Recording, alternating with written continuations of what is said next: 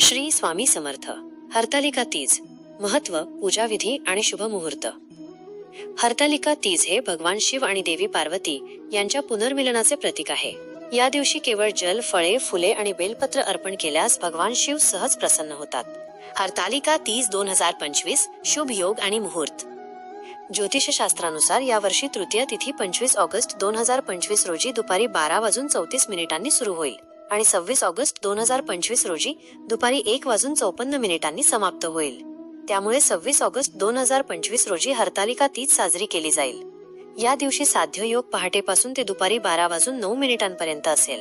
त्यानंतर शुभयोग सुरू होईल. याशिवाय दिवसभर रवी योगचा संयोग असेल. पूजा करण्यासाठी 3 शुभ मुहूर्त.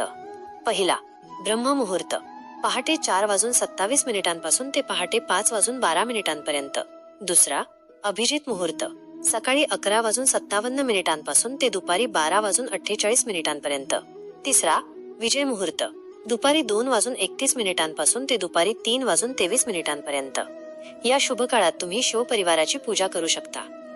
पूजा साहित्य. पूजेसाठी पंचामृत, मिठाई, फळे, फुले, नारळ, कापूर, कुमकुम, सुपारी, सिंदूर, अबीर, चंदन, लाकडी चौरंग, पितळेचा कलश, तूप, गूळ, विविध प्रकारची पाने आणि इतर वस्तू वापरल्या जातात. पूजा विधी.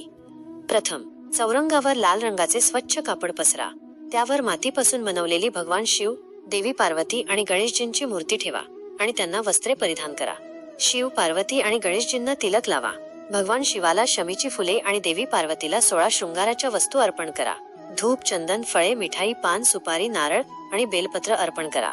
स्वच्छ कलशामध्ये जल आणि आंब्याची पाने ठेवून त्यावर नारळ ठेवा. गणेशजींना मोदकाचा नैवेद्य दाखवा आणि दुर्वा अर्पण करा. असे मानले जाते की यामुळे सर्व इच्छा पूर्ण होतात.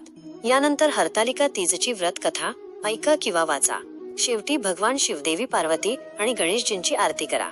सर्वात शेवटी सर्वांना प्रसाद वाटून सुख समृद्धीची कामना करा. हरतालिका व्रताचे कठोर नियम. व्रत सुरू होण्यापूर्वीच अन्न आणि पाणी सोडले जाते. सूर्योदयानंतर नित्यकर्म करून पूजेला सुरुवात होते. मान्यतेनुसार विवाहित किंवा अविवाहित महिला एकदा हे व्रत सुरू केल्यास त्यांना आयुष्यभर हे व्रत पाळावे लागते. जर महिला आजारी असेल तर तिचा पती किंवा दुसरी महिला हे व्रत ठेवू शकते. या व्रतादरम्यान महिलांना रात्रभर जागरण करून भजन, कीर्तन किंवा जप करावा लागतो. मातीपासून बनवलेल्या शिवलिंगाची रात्री पूजा केली जाते. या व्रतामध्ये हरतालिका तीजची कथा ऐकणे आवश्यक आहे. कथेविना हे व्रत अपूर्ण मानले जाते. तुम्ही या हरतालिका तीजची तयारी कशी करणार आहात? ही माहिती तुम्हाला आवडली असेल तर कृपया चॅनलला लाईक, शेअर आणि सबस्क्राईब करायला विसरू नका.